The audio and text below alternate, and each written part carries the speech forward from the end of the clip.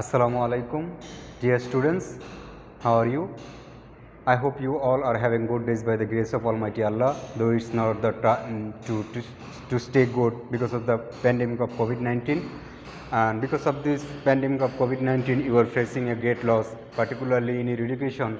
And to make up the loss of your education, we the teachers have arranged online classes in our school. This is my second online class. In my last class, I talked about how to change a sentence into from passive to active, and today's class we will learn about how to change a voice from passive to active.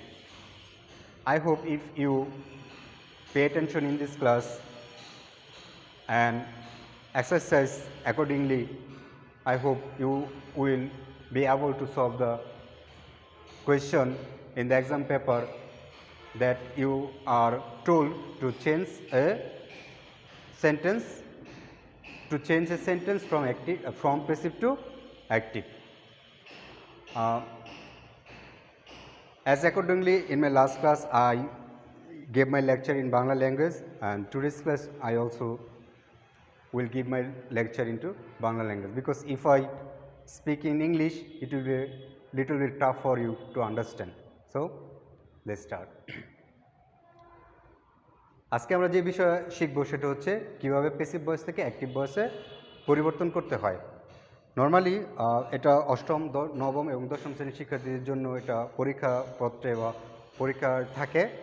অধিকাংশ student ব্যর্থ হয় এই passive ভয়েসকে active ভয়েসে রূপান্তরিত করতে, কিন্তু আমি আশা করি যদি তোমরা মনোযোগ দাও তাহলে এই রুলসগুলো ভালো করে ফলো করো এবং ওই অনুসারে এক্সারসাইজ করো, তাহলে আমি আশা করি তোমরা খুব সহজে প্যাসিভ ভয়েসকে অ্যাক্টিভ ভয়েসে রূপান্তরিত করতে পারবে। আচ্ছা, এখন চলো আমরা ক্লাসে যাই। দেখো, আমি কিছু প্যাসিভ ভয়েসকে অ্যাক্টিভ ভয়েসে রূপান্তর করার জন্য আমি কিছু নির্দিষ্ট নিয়ম লিখছি, এবং নিয়মগুলো কীভাবে ফলো করবে সেই বিষয়ে তোমাদেরকে দিক নির্দেশনা বোর্ডে দিয়েছি। দেখো আমার সাথে। প্রথমত, প্যাসিভ ভয়েসকে অ্যাক্টিভ ভয়েসে রূপান্তর করতে প্যাসিভ সেন্টেন্সটির টেন্স নির্ধারণ করে ওই টেন্সের গঠন প্রণালী অনুসারে অ্যাক্টিভ ভয়েস করতে হয়। আমি আবার বলতেছি, তোমরা খেয়াল করো। প্যাসিভ ভয়েসকে অ্যাক্টিভ ভয়েসে রূপান্তর করতে প্যাসিভ সেন্টেন্সটি, অর্থাৎ যে সেন্টেন্সটি পরীক্ষাপত্রে দেওয়া থাকে, ওই সেন্টেন্সটির টেন্স নির্ধারণ করে ওই টেন্সের গঠন প্রণালী অনুসারে অ্যাক্টিভ ভয়েস করতে হয়। এর মানে হচ্ছে যে প্রশ্নটা আমাদেরকে দেওয়া থাকে, প্রথমত আমাদের ওই প্রশ্নের টেন্স নির্ধারণ করতে হবে এবং ওই টেন্সের যে গঠন প্রণালী, ওই গঠন প্রণালী অনুসারে আমাদেরকে কি করতে হবে? প্যাসিভ অ্যাক্টিভ ভয়েস করতে হবে। এরপরে প্যাসিভ অ্যাক্টিভ ভয়েসে আরেকটি প্রবলেম দেখা যায়, সেটা হচ্ছে প্যাসিভ থেকে অ্যাক্টিভ ভয়েসে করতে হলে প্যাসিভ ভয়েসে অনেক সময় অবজেক্ট ক্লিয়ার থাকে না, অর্থাৎ অবজেক্ট অনুজ্জ থাকে বা অবজেক্ট অপ্রকাশিত থাকে। সেক্ষেত্রে আমাদের ওই প্যাসিভ সেন্টেন্সের অর্থ অনুসারে সেন্টেন্সের সাথে সামঞ্জস্য রেখে আমাদেরকে একটি সুবিধাজনক সাবজেক্ট গঠন করে নিতে হবে। যেমন এটাও আমি লিখে দিয়েছি, যদি প্যাসিভ ভয়েসে, অর্থাৎ যেই প্রশ্নটা আমাদের দেওয়া থাকে, সেন্টেন্সটা দেওয়া থাকে, ওখানে অবজেক্ট অপ্রকাশিত থাকে, অর্থাৎ অনুজ্জ থাকে, লুকায়িত থাকে, তবে সেন্টেন্সের সাথে অর্থের সামঞ্জস্য রেখে, মানে অর্থের মিল রেখে সাবজেক্ট বানিয়ে নিতে হয়। আমরা যখন এক্সাম্পল করব তখন এই বিষয়গুলো আরও ক্লিয়ার হবে। আমরা প্রথমত তাহলে আমরা দুইটা বিষয় দেখলাম, একটা হচ্ছে টেন্স নির্ধারণ করতে হবে এবং টেন্স অনুসারে গঠন প্রণয়ন করতে হবে। প্রথম কাজ হলো আমাদের টেন্স নির্ধারণ করতে হবে, এটা কোন টেন্সে আছে, এবং দ্বিতীয় কাজ হচ্ছে আমাদের ওই টেন্সের গঠনটা অ্যাপ্লাই করতে হবে। প্রথম আমি কিভাবে টেন্স নির্ধারণ করবে সে বিষয়ে নির্দেশনা দেব, এবং কিভাবে টেন্সের গঠন অ্যাপ্লাই করবে সেই বিষয়ে দিক নির্দেশনা দিব। প্রথমে আমরা আইডিয়া করি কিভাবে আমরা টেন্স নির্ধারণ করব। আমরা জানি টেন্স প্রধানত তিন প্রকার: প্রেজেন্ট টেন্স, পাস্ট টেন্স এবং ফিউচার টেন্স। প্রত্যেকটা টেন্স আবার বিভাজন করলে চার প্রকার করে বের হয়। যেমন প্রত্যেকটা tense indefinite, continuous, perfect, perfect continuous. That is present indefinite, present continuous, present perfect, past indefinite, past continuous, past perfect, future indefinite, future continuous আর ফিউচার পারফেক্ট। এবং আরও একটা টেন্স আছে, সেটা হচ্ছে perfect continuous tense. Present perfect continuous tense, past perfect continuous এবং future perfect continuous tense. আমরা আগে থেকে জানি কোনো পারফেক্ট কন্টিনিউয়াস টেন্সের ভয়েস সাধারণত হয় না। তাহলে আমরা যদি তিনটা বিষয় আলোকপাত করি, indefinite tense, continuous tense, perfect tense এবং আরেকটা টেন্স আমরা জানি এটা কোনো টেন্স না, এটা হচ্ছে সেন্টেন্স। সাধারণত টেন্সের বাইরেও ইম্পারেটিভ সেন্টেন্স, ইন্টারোগেটিভ সেন্টেন্সের ভয়েস হয়ে থাকে। তো আমরা ওইসব বিষয়েও আলোচনা করব ইনশাল্লাহ। আমরা প্রথমে টেন্সের নির্ধারণ যাই। কোনো টেন্স ইন্ডিফিনিট কিনা, মানে যেই ভয়েসটা আমাকে দেওয়া থাকবে বা যেই সেন্টেন্সটা দেওয়া থাকে সেই সেন্টেন্সটা ইন্ডিফিনিট কিনা সেটা বোঝার জন্য আমাকে যেটা হেল্প করবে সেটা হচ্ছে সেন্টেন্সে অবশ্যই এই স্ট্রাকচারটা থাকবে। অর্থাৎ প্যাসিভ ভয়েস যেটা আমাকে দিবে সলভ করার জন্য বা অ্যাক্টিভে রূপান্তর করার জন্য, ওই ভয়েসটায় যদি ওটা ইন্ডিফিনিট টেন্স হয় তাহলে অবশ্যই এই ফরম্যাটটা আমরা দেখতে পাবো। ফরম্যাটটা কি? কোন না কোনো বি ভার্ব প্লাস হচ্ছে ভার্বের পাস্ট পার্টিসিপল ফর্ম বা ভার্বের বি3 ফর্ম। অর্থাৎ বি ভার্ব আমরা জানি am, is, are, was, were, এই পাঁচটা হচ্ছে be verb. Am is are হচ্ছে প্রেজেন্ট টেন্সের বি ভার্ব এবং ওয়াজ ওয়ার হচ্ছে পাস্ট টেন্সের বি ভার্ব। অর্থাৎ যদি এম, ইজ, আর থাকার পরে ভার্বের পাস্ট পার্টিসিপল ফর্ম বা ভার্বের বি3 ফর্ম থাকে তাহলে এটা আমাদেরকে ধরে নিতে হবে প্রেজেন্ট ইন্ডিফিনিট টেন্স। আর যদি ওয়াজ ওয়ারের পরে ভার্বের পাস্ট পার্টিসিপল ফর্ম থাকে তাহলে এটা আমাদেরকে ধরে নিতে হবে এটা পাস্ট ইন্ডিফিনিট টেন্স। আমরা যদি একটা উদাহরণ দিই, rice is eaten by me. যদি আমরা এটা খেয়াল করি, এখানে হচ্ছে ইজ, এটা একটা বি ভার্ব এবং এটা হচ্ছে ইটেন, এটা হচ্ছে একটা ভার্বের ইটেন, ভার্বের 3 ফর্ম বা ভার্বের পাস্ট পার্টিসিপল ফর্ম। সো এখানে আমরা কি পেলাম? বি ভার্ব প্লাস বি3। সাবজেক্ট অবজেক্ট বাদ দিয়ে যদি আমরা শুধু ভার্বের মধ্যে দৃষ্টিপাত করি তাহলে আমরা এটা দেখতে পাবো বি ভার্ব প্লাস বি3। এখন বি ভার্ব প্লাস বি3 থাকলে আমরা নিশ্চিত হতে পারি যে এটা কোনো না কোনো ইন্ডিফিনিট টেন্স। এখন এটা কোন ইন্ডিফিনিট টেন্স, প্রেজেন্ট আর পাস্ট, এটা নির্ধারণ করার জন্য বি ভার্বটা কোন টেন্সে আছে। যেমন এই বি ভার্বটা হচ্ছে ইজ, অফকোর্স এম, ইজ, আর, এটা প্রেজেন্ট টেন্সে, তার মানে এটা হচ্ছে প্রেজেন্ট ইন্ডিফিনিট টেন্স। সো আমাদেরকে প্রেজেন্ট ইন্ডিফিনিট টেন্সের যে স্ট্রাকচার সেটা অ্যাপ্লাই করতে হবে। এখন যদি এটা ইজ না থেকে ওয়াজ থাকতো তাহলে rice was eaten by me, এটাও বি ভার্ব প্লাস বি3 অর্থাৎ ইন্ডিফিনিট টেন্স, কিন্তু এটা ওয়াজ, আর আমরা জানি ওয়াজ আর হচ্ছে পাস্ট টেন্সে বি ভার্ব, সুতরাং এটা হচ্ছে পাস্ট ইন্ডিফিনিট টেন্স। সেক্ষেত্রে আমাকে পাস্ট ইন্ডিফিনিট টেন্সের গঠন অ্যাপ্লাই করতে হবে। আশা করি আমরা ইন্ডিফিনিট টেন্স কীভাবে নির্ধারণ করবো সেটা বুঝতে পারলাম। এরপর যদি বি ভার্ব থাকে আবার বি3ও থাকে, কিন্তু বি ভার্ব আর বি3 অর্থাৎ পাস্ট পার্টিসিপল মাঝখানে বিং থাকে, বিইআইএনজি বিং, তাহলে এটা আমাদেরকে ধরে নিতে হবে এটা হচ্ছে ইন্ডিফিনিট টেন্স না, এটা হচ্ছে কোনো না কোনো কন্টিনিউয়াস টেন্স। এখন একই কথা, যদি অ্যামিজার থাকে তাহলে এটা প্রেজেন্ট কন্টিনিউয়াস টেন্স, অর্থাৎ প্রেজেন্ট কন্টিনিউয়াস টেন্সের স্ট্রাকচার আমরা ফলো করব। যদি এটা ওয়াজ ওয়ার থাকে তাহলে আমরা বুঝতে হবে যে আমাদের এটা পাস্ট কন্টিনিউয়াস টেন্স, তাহলে আমাদের পাস্ট কন্টিনিউয়াস টেন্সের স্ট্রাকচার অ্যাপ্লাই করতে হবে। মানে মোট কথা হলো আমরা বি ভার্বের দিকে দৃষ্টিপাত না করেও যদি আমরা এটার দিকে দৃষ্টিপাত করি, শুধুমাত্র বি3 যদি আমরা পাই কোনো সেন্টেন্সে বা কোনো প্যাসিভ ভয়েসে, আমাকে এটা ধরে নিতে হবে এটা কোনো না কোনো কন্টিনিউয়াস টেন্সে আছে। প্রেজেন্ট টেন্সে বি ভার্ব সহ থাকলে প্রেজেন্ট কন্টিনিউয়াস টেন্স, পাস্ট টেন্সে বি ভার্ব সহ থাকলে পাস্ট কন্টিনিউয়াস টেন্স। আশা করি আমরা এটাও বুঝতে পারছি। এরপরে আসি আমরা পারফেক্ট টেন্সে।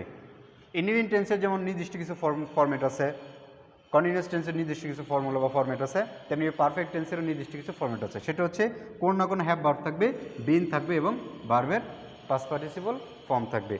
হ্যাভ ভার্ব বলতে হ্যাভ, হ্যাজ, হ্যাড এগুলো থাকবে। হ্যাভ এস থাকলে এটা প্রেজেন্ট পারফেক্ট, আর হ্যাড থাকলে এটা পাস্ট পারফেক্ট। সাধারণত ফিউচার, ইন্ডিফিনিট, কন্টিনিউয়াস পারফেক্ট এগুলো ফিউচারের ক্ষেত্রে শ্যাল উইল মডাল ভার্ব ব্যবহৃত হয়।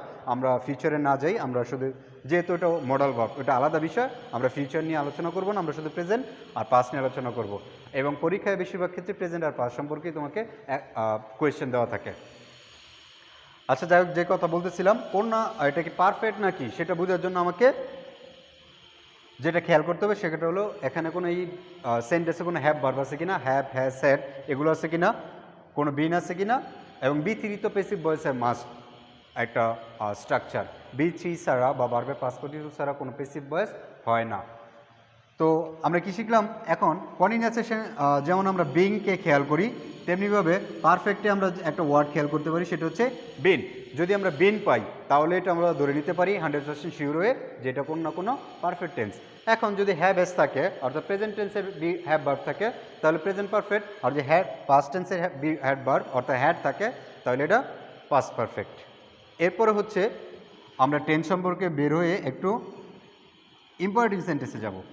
ইম্পারেটিভ সেন্টেন্স আমরা জানি কোনটা ইম্পারেটিভ সেন্টেন্স, সাধারণত ভার্ব দিয়ে যে সকল সেন্টেন্স শুরু হয়ে যায় সে সকল সেন্টেন্সকে আমরা কি বলি, ইম্পারেটিভ সেন্টেন্স বলি। সেটা হচ্ছে অ্যাক্টিভ সেন্টেন্সে। কিন্তু প্যাসিভ সেন্টেন্সে ইম্পারেটিভ সেন্টেন্স সবসময় লেট অথবা লেট নট দিয়ে শুরু হয়। লেটও থাকতে পারে বা লেট প্লাসের পরে নটও থাকতে পারে। সাধারণত যেটা আদেশ করা হয় সেটা লেট দিয়ে শুরু হয়, আর যেটা নিষেধ করা হয় সেটা লেট নট দিয়ে শুরু হয়। যেমন let the window be closed, জানালাটা বন্ধ করা হোক, এটা হচ্ছে আদেশ করা হয়েছে। এখন যদি আমরা বলি let not the window B close, মানে জানালাটা বন্ধ না করা হোক, এটা নিষেধ করা হয়েছে। সুতরাং আদেশ করলে আমরা জানি লেট দিয়ে শুরু হয়, আর যদি নিষেধ করা হয় তাহলে লেট নট দিয়ে শুরু হয়। অর্থাৎ তাহলে আমরা এখানেও একটা বিষয় খেয়াল করতে পারি, ইম্পারেটিভ সেন্টেন্স হওয়ার প্রথম শর্ত হলো লেট থাকবে এবং অবশ্যই ভার্বের আগে বি থ্রি থাকবে। সো আশা করি আমরা কীভাবে টেন্স নির্ধারণ করবো, এটা কোন টেন্স সেটা সম্পর্কে বুঝতে পারছি। এখন আমরা কীভাবে টেন্স আইডেন্টিফাই করব, টেন্স অ্যাপ্লাই করবো বা টেন্সের স্ট্রাকচারটা কী সেটা সম্পর্কে শিখবো। আমরা অ্যাজ ইউজুয়াল জানি কোন না কোনো ইন্ডিফিনিট টেন্স, অর্থাৎ এটা কি প্রেজেন্ট ইন্ডিফিনিট না পাস্ট ইন্ডিফিনিট, কোনো ইন্ডিফিনিট টেন্স সবসময় ভার্বের ফর্মের উপর নির্ভর করে। এটা যদি ভার্বের বেস ফর্মে থাকে তাহলে এটা প্রেজেন্ট ইন্ডিফিনিট, যদি ভার্বের পাস্ট ফর্মে থাকে তাহলে এটা ভার্বের এটা হচ্ছে পাস্ট ইন্ডিফিনিট। আর ফিউচার ইন্ডিফিনিটে সবসময় শ্যাল উইল মডেল থাকবে, সেটা আমরা অন্য কোনো দিন আলোচনা করব বা সেটা মডেলের ক্ষেত্রে হয়। তো ইন্ডিফিনিট টেন্সের স্ট্রাকচারটা হলো অবশ্যই আমরা সবার প্রথমে সাবজেক্ট ব্যবহার করব, তারপর ভার্বের প্রেজেন্ট ফর্ম অথবা ভার্বের পাস্ট ফর্ম।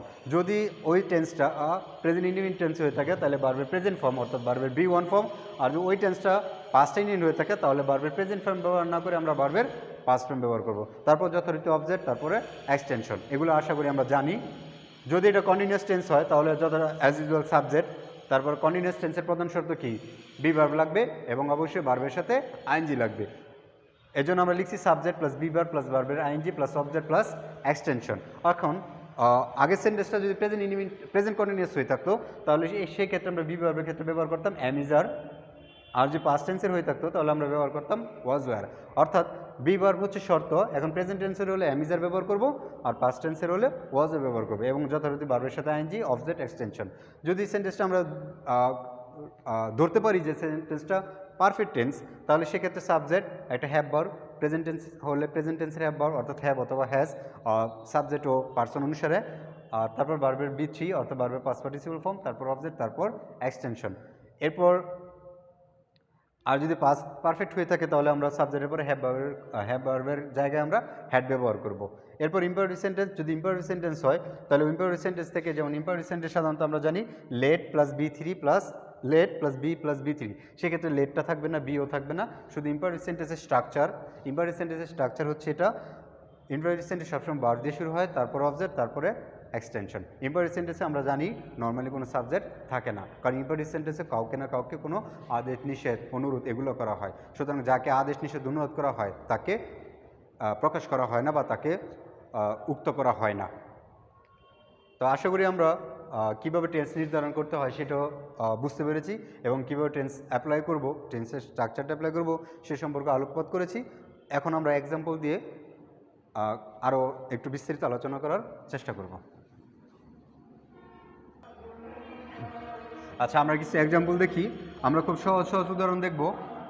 প্রথমে সহজ উদাহরণ দেখে তারপরে হয়তো আমাদের বিষয়টা অনেক ক্লিয়ার হবে, তারপর আমরা আস্তে আস্তে একটু টাফ এক্সাম্পলের দিকে যাব।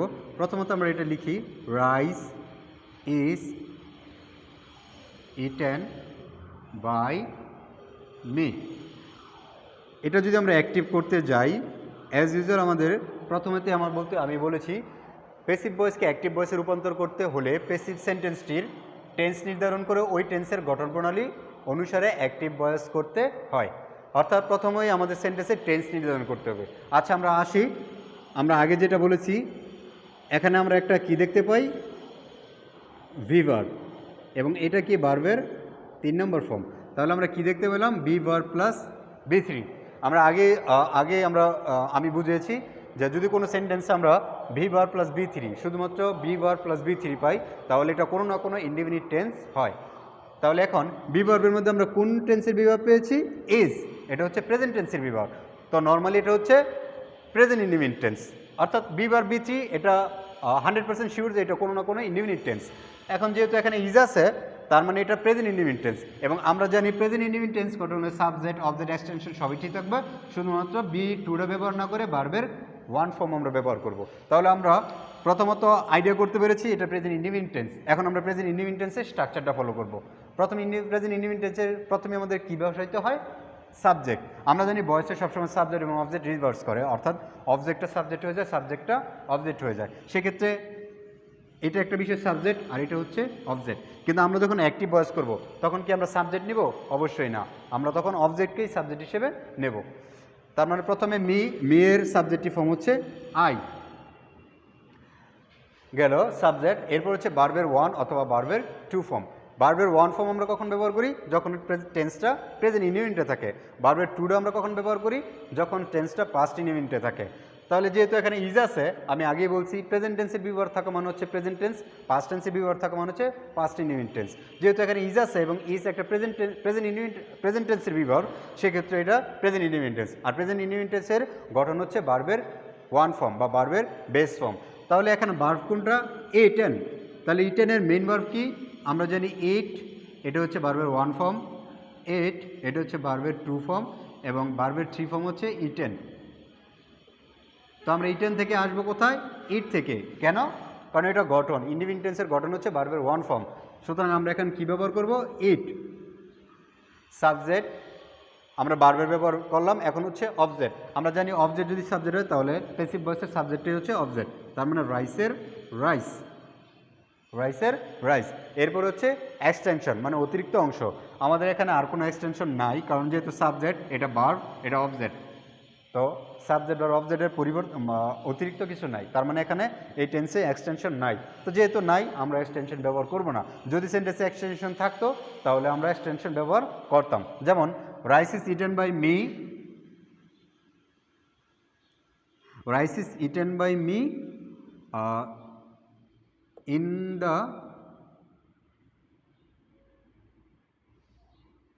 এটা দিলাম অ্যাট নুন। নর্মালি আমি দুপুরে আমি ভাত খাই। তাহলে আই ইট রাইস, যেহেতু এটা সাবজেক্ট, এটা ভার্ব, এটা অবজেক্ট, তার মানে এতটুকু হচ্ছে এক্সটেনশন। সেক্ষেত্রে আমরাও এই এক্সটেনশনটা বসাই দিতাম। কোনো সেন্টেন্সে এক্সটেনশন থাকলে আমরা এক্সটেনশন ব্যবহার করব, না থাকলে এক্সটেনশন ব্যবহার করব না। আচ্ছা, আমরা আরেকটা এক্সাম্পল দেখি ইনডিফিনিটের। এটা যদি আমরা এটা লিখতাম, rice was eaten by me. তাহলে সবার প্রথমে আমরা টেন্স নির্ধারণ করব। যেহেতু এটা একটা ভি ভার্ব এবং এটা হচ্ছে ভি থ্রি, এটা ভি ভার্ব প্লাস এটা হচ্ছে ভি থ্রি, বা আমরা এইভাবে বলতে নিচে আমরা ব্যবহার করি ভি ভার্ব প্লাস হচ্ছে এটা হচ্ছে ভি থ্রি। তার মানে কি? এটা কোনো না কোনো ইনডিফিনিট টেন্স। এখন কোন ভি ভার্ব? ওয়াজ, পাস্ট টেন্সের ভি ভার্ব, তার মানে এটা পাস্ট ইনডিফিনিট টেন্স। আর পাস্ট ইনডিফিনিট টেন্সের কারণ হচ্ছে সাবজেক্টের পরে আমরা কী ব্যবহার করব? ভার্বের পাস্ট ফর্ম ব্যবহার করব। তাহলে সবার আগে কি হবে? সাবজেক্ট, তারপর ভার্বের পাস্ট ফর্ম। ইটেনের পাস্ট ফর্ম হচ্ছে এট, আমরা আগেই লিখেছি ইট এট। তারপর হচ্ছে অবজেক্ট রাইসের রাইস। ক্লিয়ার? আমরা ইনডিফিনিট টেন্সের উদাহরণগুলো দেখলাম, এক্সাম্পল। এখন আমরা কন্টিনিউয়াস টেন্সের এক্সাম্পলগুলো দেখব। যেমন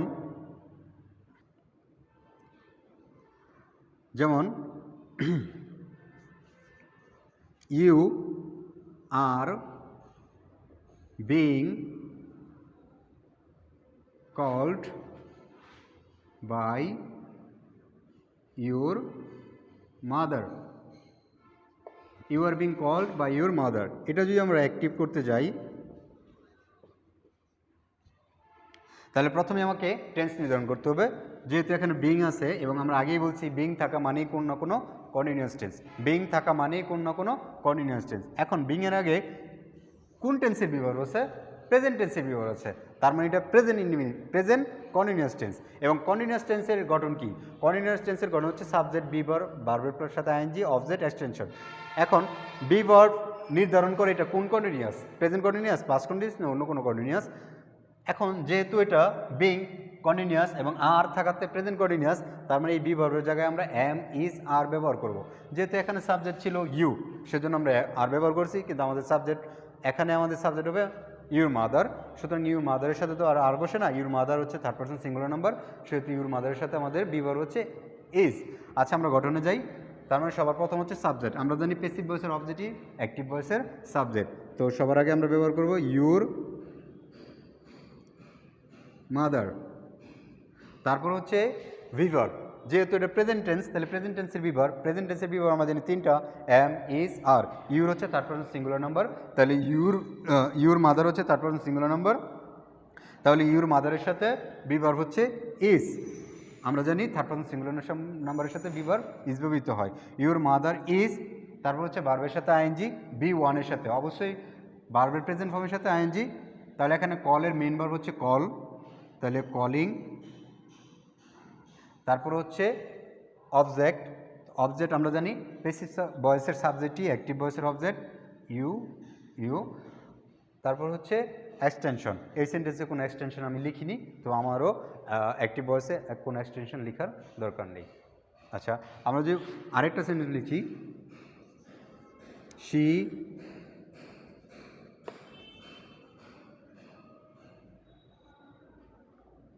she was being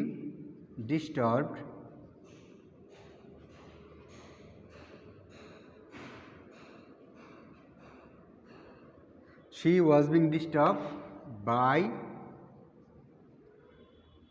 some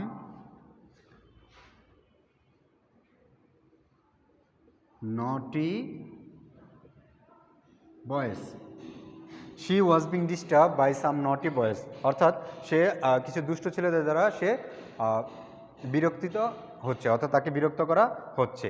এখন এটা যদি আমরা অ্যাক্টিভ ভয়েসে ট্রান্সফার করি তাহলে আমাদের কি হবে, সবার প্রথমে টেন্স নির্ধারণ করতে হবে।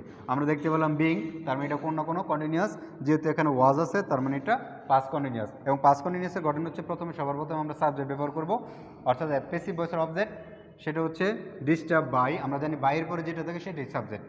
তাহলে কি হচ্ছে, সাম নটি বয়েস, এটা হচ্ছে অবজেক্ট, সাম নটি বয়েস, সাম নটি বয়েস। তারপর হচ্ছে বি ভার্ব, তো এখানে সাবজেক্ট ছিল শি, এর জন্য আমরা ওয়াজ ব্যবহার করছি, কিন্তু এখানে সাম নটি বয়েস প্লুরাল ফর্ম, আমরা জানি প্লুরাল ফর্মের বি ভার্ব হচ্ছে ওয়ার। তারপর হচ্ছে ভার্বের সাথে আইএনজি অ্যাজ ইউজুয়াল, আমি আগেই গঠনগুলো লিখে রাখছি, বি ভার্ব ব্যবহার করলাম, তারপর হচ্ছে ভার্বের সাথে আইএনজি, এখানে ভার্ব হচ্ছে ডিস্টার্ব, তাহলে শব্দটা হবে ডিস্টার্বিং। তারপর হচ্ছে অবজেক্ট, অবজেক্ট হচ্ছে প্যাসিভ ভয়েসের সাবজেক্ট, শি এর অবজেক্ট হচ্ছে, আমরা জানি শি এর অবজেক্টিভ ফর্ম হচ্ছে হার। ক্লিয়ার? আশা করি কন্টিনিউয়াস টেন্সও আমরা বুঝতে পেরেছি। এখন আমরা পারফেক্ট টেন্সের দু তিনটে উদাহরণ দেখব, এক্সাম্পল দেখব।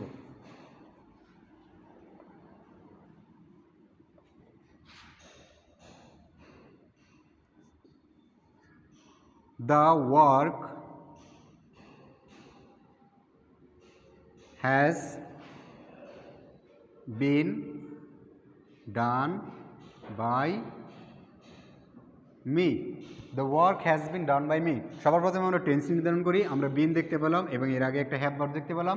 আমরা জানি হ্যাভ ভার্ব এবং বিন থাকলে এটা কোনো না কোনো পারফেক্ট টেন্স হয়, যেহেতু প্রেজেন্ট টেন্সের হ্যাভ ভার্ব আছে, অর্থাৎ হ্যাভ হ্যাজ থাকলে এটা প্রেজেন্ট পারফেক্ট টেন্স, আর হ্যাড থাকলে হচ্ছে এটা পাস্ট পারফেক্ট টেন্স। তো যেহেতু হ্যাজ আছে এবং এটা কোন অবশ্যই প্রেজেন্ট পারফেক্ট টেন্স, আর প্রেজেন্ট পারফেক্ট টেন্সের গঠন হচ্ছে সবার প্রথম সাবজেক্ট ব্যবহার করব, তারপর হ্যাভ ভার্ব, হয় হ্যাভ অথবা হ্যাজ, এটা সাবজেক্ট এবং পার্সন অনুসারে, তারপর বি থ্রি, তারপর অবজেক্ট, তারপর এক্সটেনশন। তাহলে সবার প্রথম আমরা সাবজেক্ট ব্যবহার করি, বাইয়ের পরে সাবজেক্ট হচ্ছে কি মি, অর্থাৎ মি থেকে আই আসবে, তারপরে হ্যাভ ভার্ব, যেহেতু এটা প্রেজেন্ট টেন্স তাহলে প্রেজেন্ট টেন্সের দুইটা হ্যাভ ভার্ব হচ্ছে হ্যাভ অথবা has.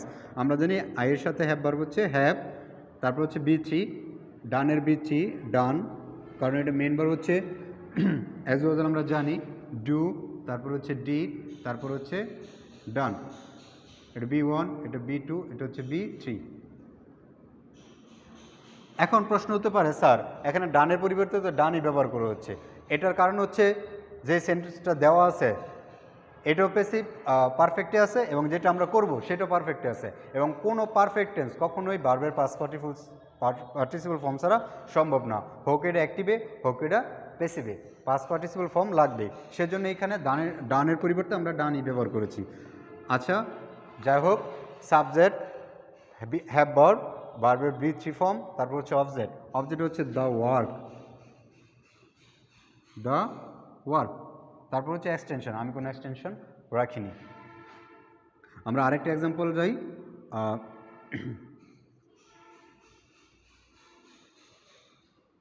my father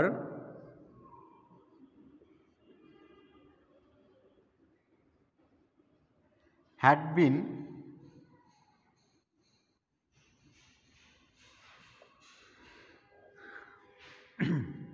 my father had been selected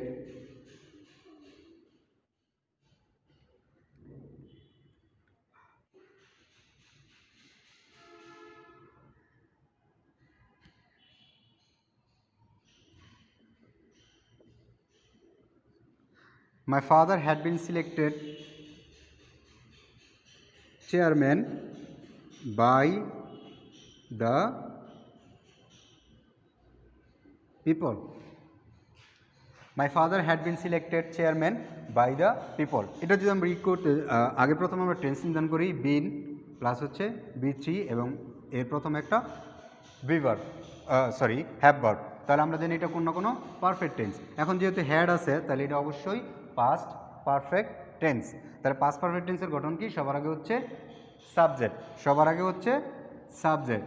তো এখানে সাবজেক্ট আমরা কি দেখতে পাই? My father had been selected chairman, আমার বাবাকে চেয়ারম্যান নির্বাচন করা হয়েছে, সাধারণত বাইরের পরেই সাবজেক্ট থাকে। তাহলে এখানে সাবজেক্ট হচ্ছে দ্য পিপল, দ্য পিপল। তারপর হচ্ছে হ্যাভ ভার্ব, যেহেতু এখানে পাস্ট টেন্সের একটা হ্যাভ ভার্ব আছে সেটা হচ্ছে হ্যাড, সুতরাং অ্যাক্টিভ বা প্যাসিভ যে কোনো জায়গায় আমরা হ্যাডই ব্যবহার করব। দ্য পিপল হ্যাড, তারপর হচ্ছে বি থ্রি সিলেক্টেড, তারপর হচ্ছে object the people had selected, তারপর হচ্ছে মাই অবজেক্ট হচ্ছে মাই ফাদার, তারপর হচ্ছে এক্সটেনশন চেয়ারম্যানের চেয়ারম্যান, অথবা আমরা লিখতে পারি the people had selected chair. এটা হচ্ছে সাবজেক্ট, এটা হচ্ছে হ্যাভ ভার্ব, এটা হচ্ছে বি থ্রি, এটা হচ্ছে অবজেক্ট, এটা হচ্ছে এক্সটেনশন। অ্যাজ ইউজুয়াল আমরা যেভাবে লিখেছি বা যেভাবে গঠন সেভাবে অ্যাপ্লাই করেছি। আশা করি টেন্স সম্পর্কে আর কোনো প্রবলেম থাকবে না। এটা কোন টেন্স সেটা নির্ধারণ করা যাবে এবং কোন টেন্সের অ্যাক্টিভ ভয়েস কীভাবে পরিবর্তন করতে হয় সেটাও আমরা বুঝতে পেরেছি। এখন আমরা শিখব কীভাবে ইম্পারেটিভ সেন্টেন্সকে অ্যাক্টিভ ভয়েসে রূপান্তর করতে হয়। যেমন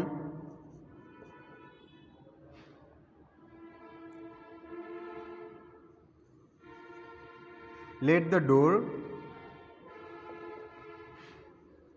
be shut down, let the door be shut down। আমরা জানি কোনো সেন্টেন্স যদি লেট দিয়ে শুরু হয় এবং এর মধ্যে বি থাকে তাহলে অবশ্যই ইম্পারেটিভ সেন্টেন্স আছে। আর ইম্পারেটিভ সেন্টেন্সের গঠন কি?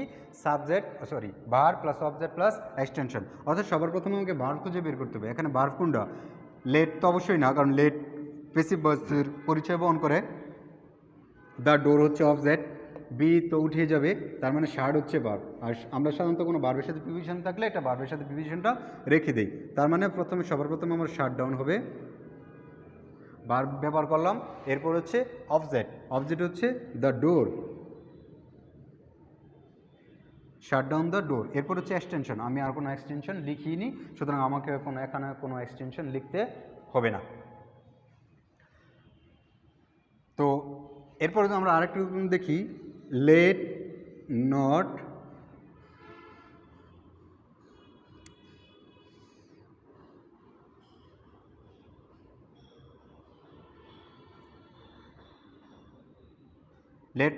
the problem be solved, let not the problem be solved। আমরা জানি যে লেট বি প্লাস হচ্ছে বি থ্রি, এটা অবশ্যই ইম্পারেটিভ সেন্টেন্স। আর ইম্পারেটিভ সেন্টেন্সের গঠন হচ্ছে সবার প্রথমে ভার্ব দিয়ে শুরু করব। একটু খেয়াল করতে হবে, যদি লেট নট দিয়ে শুরু হয় সেক্ষেত্রে ভার্বের আগে আমরা ডোন্ট ব্যবহার করব। কি ব্যবহার করব? ডোন্ট। তো যেহেতু এখানে শুধু লেট থাকলে আমরা ভার্ব দিয়ে শুরু করতাম, লেটের পর নট আছে এই জন্য আমরা ডোন্ট ব্যবহার করব। তাহলে আমরা এখন ব্যবহার করবো, কারণ এটা নিষেধ করা হয়েছে ডোন্ট। তারপর হচ্ছে ভার্ব, সলভ আমরা ব্যবহার করবো না, অবশ্যই ভার্বের বেস ফর্ম ব্যবহার করব, ডোন্ট সলভ। তারপর object the problem. Okay, clear. এখন আমরা দ্বিতীয় সমস্যায় যাব, কিভাবে সাবজেক্ট না থাকলে বা অবজেক্ট অনুক্ত থাকলে আমরা কিভাবে এগুলো সলভ করব, যেটা আমরা দ্বিতীয় পর্যন্ত লিখেছি। যদি প্যাসিভ ভয়েসে অবজেক্ট অপ্রকাশিত থাকে তবে সেন্টেন্সের সাথে অর্থের সামঞ্জস্য রেখে সাবজেক্ট বানিয়ে নিতে হয়। যেমন দ্য thief was caught, মানে কি এটা চোরকে ধরা হয়েছে বা চোরকে ধরা হয়েছিল। দ্য থিফ ওয়াজ কট, এখানে যদি আমরা দেখি বি ভার্ব আছে, মানে বি ভার্ব প্লাস কি বি থ্রি, অবশ্যই এটা কাকে নির্দেশ করে? ইনডিফিনিট টেন্সকে। এটা অবশ্যই ইনডিফিনিট টেন্সকে নির্দেশ করে। এখন ইনডিফিনিট টেন্সের গঠনটা কি? ইনডিফিনিট টেন্সের গঠন হচ্ছে সবার প্রথম আমরা ব্যবহার করব কি? সাবজেক্ট। সবার প্রথম ব্যবহার করব সাবজেক্ট। এখন একটু খেয়াল করো, এটা সাবজেক্ট, এটা হচ্ছে ভার্ব, এখানে কোনো অবজেক্ট নেই, কারণ আমরা অ্যাক্টিভ ভয়েস করার সময় প্যাসিভ ভয়েসের অবজেক্টটাই আমরা কি হিসেবে নেব? সাবজেক্ট হিসেবে নেব। এখন এই যে আমি বললাম, যদি প্যাসিভ ভয়েসে অবজেক্ট কী করতে হয় আমাদের? যদি প্যাসিভ ভয়েসে অবজেক্ট অপ্রকাশিত থাকে, অর্থাৎ সেন্টেন্সের সাথে অবজেক্ট দেওয়া থাকে না বা অবজেক্ট আনক্লিয়ার্ড, অপরিষ্কার, সেক্ষেত্রে আমাদের সেন্টেন্সের অর্থটা দেখতে হইব এবং ভার্বটার সাথে কে সম্পৃক্ত, ভার্বটা কে করে বা কাজটা কে সম্পাদন করতেছে তাকে আমাদের সাবজেক্ট হিসেবে ধরে আনতে হবে। যেমন এটা যদি আমরা দেখি, খেয়াল করি, অবশ্যই থাকে, তাহলে আমাদের কী করতে হয়? সেন্টেন্সের সাথে অর্থের সামঞ্জস্যকে একটা সাবজেক্ট বানায় নিতে হয়। এখন সাবজেক্টটা কীভাবে বানাবো?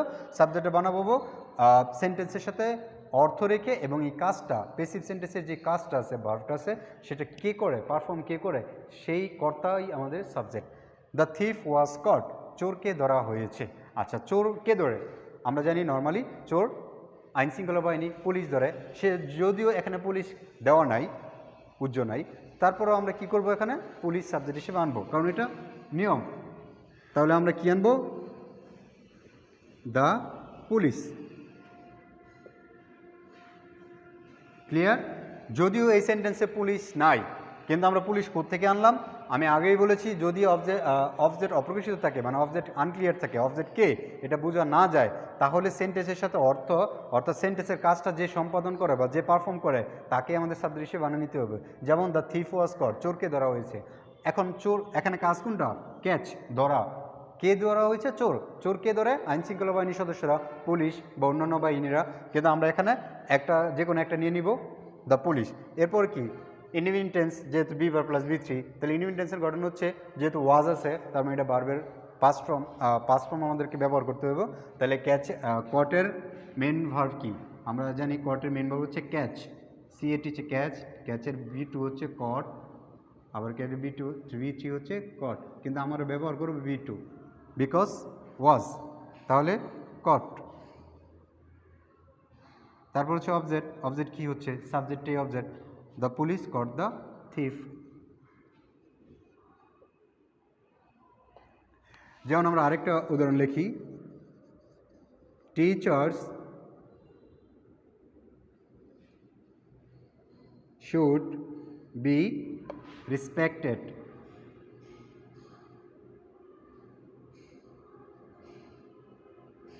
টিচার্স শুড বি রেসপেক্টেড মানে কি? শিক্ষকদের সম্মান করা উচিত। আচ্ছা, এখানে এটা হচ্ছে সাবজেক্ট, এটা হচ্ছে ভার্ব। তোমরা খেয়াল করো, সাবজেক্ট ভার্ব, এখানে কোনো অবজেক্ট নাই। আমাদের কি করতে হবে? এই যে এখানে রেসপেক্ট ভার্বটা আছে, কাদেরকে রেসপেক্ট করা হয়? টিচারদেরকে। এখন এই রেসপেক্টটা কারা করে, পারফর্মটা কারা করে, এই কাজটা, তারাই হবে এই সেন্টেন্সের সাবজেক্ট। যেমন টিচার শুড বি রেসপেক্টেড, শিক্ষকদের সম্মান করা উচিত। শিক্ষকদের ওভারঅল নর্মালি স্টুডেন্টরা সম্মান করে, গার্ডিয়ানের ওভারঅল সবাই করে, সেক্ষেত্রে স্টুডেন্টরাও আমরা সাবজেক্ট হিসেবে আনতে পারি, অথবা সাবজেক্ট হিসেবে উই আনতে পারি, বা সাবজেক্ট হিসেবে পিপল আনতে পারি। এনিওয়ান একটা নিলেই আমাদের হবে। তো আমরা নর্মালি উই নিই, কারণ আমরা সবাই টিচারের সম্মান করি, শুধু ছাত্রছাত্রীরাই সম্মান করে না, গার্ডিয়ানরা বা অন্যান্য সকল পেশা বা সকল শ্রেণীর লোকেরই সাধারণত শিক্ষকদের সম্মান করে। তো সেক্ষেত্রে আমরা একটা সার্বজনীন সাবজেক্ট উই নিতে পারি। তাহলে উই কোনো সেন্টেন্সে যদি মডাল ভার্ব থাকে তাহলে মডাল ভার্ব দিতে হয়, যেভাবে আছে সেভাবে দিতে হয়। আর মডাল ভার্বের পরে সবসময় ভার্বের প্রেজেন্ট ফর্ম ব্যবহার করতে হয়। এটা একটা point to be noted. Modal ভার্বের পরে কখনোই ভার্বের অন্য কোনো ফর্ম ব্যবহৃত হয় না, সবসময় ভার্বের প্রেজেন্ট ফর্ম ব্যবহৃত হয়। তাহলে উই শুড রেসপেক্ট তারপর কি অবজেক্ট, অবজেক্ট কি টিচার্স। এখানে আমরা দা ব্যবহার করতে পারি, দা ব্যবহার না করলেও পারি। তাহলে উই শুড রেসপেক্ট টিচার্স, আমাদের শিক্ষকদের সম্মান করা উচিত। তো আশা করি আমি যে রুলসগুলোর কথা বলছি এবং যেভাবে দিক নির্দেশনা দিয়েছি কীভাবে টেন্স নির্ধারণ করবে এবং কীভাবে সাধারণত প্যাসিভ ভয়েসের যে রুলসগুলো আছে সেই রুলসগুলো জানা থাকলে আমরা অ্যাক্টিভ ভয়েসে রূপান্তর করতে পারবো। কিন্তু প্যাসিভ ভয়েসের রুলস সাধারণত অনেক অনেক অনেক রুলস থাকে, অত রুলস মুখস্থ কইরা বা অত রুলস আয়ত্ত কইরা অ্যাক্টিভ ভয়েস করাটা মোটামুটি একটু কঠিন। কিন্তু যদি আমরা টেন্সটা নির্ধারণ করতে পারি এবং টেন্স অনুসারে গঠনটা বসাইতে পারি তাহলে আশা করি আমাদের এত পরিশ্রম করতে হবে না অ্যাক্টিভ ভয়েসে ট্রান্সফার করতে হলে। যেই রুলসগুলোর কথা বলছি এবং যেভাবে আমি দেখিয়েছি এভাবে যদি তোমরা বাসায় প্র্যাকটিস করো, অনুশীলন করো, তাহলে আমি আশা করি তোমাদের অ্যাক্টিভ ভয়েসে আর কোনো সমস্যা থাকবে না। তারপরেও যেহেতু এটা অনলাইন ক্লাস, আমরা তোমরা স্টুডেন্টরা আমাদের সামনে থাকো না, সেজন্য আমরা তোমাদের প্রবলেমগুলো তাৎক্ষণিক প্রবলেমগুলো বুঝতে পারি না বা তাৎক্ষণিক প্রবলেমগুলো ধরতে পারি না বা তোমরা তোমাদের সমস্যাগুলো আমাদেরকে বুঝাতে পারো না। সেজন্য আসলে সেজন্য এক্স্যাক্টলি অনলাইন ক্লাস আসলে পূর্ণাঙ্গ একটা ক্লাস না। যদি তোমাদের কোনো প্রবলেম এ বিষয়ে আরও কোনো প্রবলেম থাকে বা এমনও কোনো প্রবলেম থাকতে পারে যেটা বিষয়ে আমি কোনো আলোচনা করিনি, যদি তোমাদের এমন কোনো সমস্যা থেকে থাকে তাহলে তোমরা কমেন্ট বক্সে জানাইবা। আর আশা করি তোমরা ক্লাসটা দেখবে এবং তোমাদের সহপাঠীদের সবাইকে বলবা যে যেন ক্লাসটা সবাই দেখে, কারণ হয়তো ছাত্রছাত্রীরা উপকৃত হতে পারে। এবং যদি তোমাদের কোনো সমস্যা থাকে অ্যাজ ওয়েল আমি বলতেছি তোমরা কমেন্ট বক্সে জানাও, আমি আশা করব তোমাদের এই সমস্যাগুলো সমাধান করতে। ততক্ষণ পর্যন্ত তোমরা ভালো থাকো, সুস্থ থাকো, বাড়িতেই থাকো, লেখাপড়া করো, বাড়িতে ঠিকমতো পড়াশোনা করো, সুস্থ থাকো, নামাজ পড়ো, আল্লাহর কাছে দোয়া করো যেন আল্লাহ আমাদের এই বিরূপ পরিস্থিতি থেকে অর্থাৎ মহামারী থেকে রক্ষা করে, যেন আল্লাহ আমাদের সবাইকে হেফাজত করে। তোমরা সবাই ভালো থাকো, সুস্থ থাকো, আল্লাহ হাফেজ।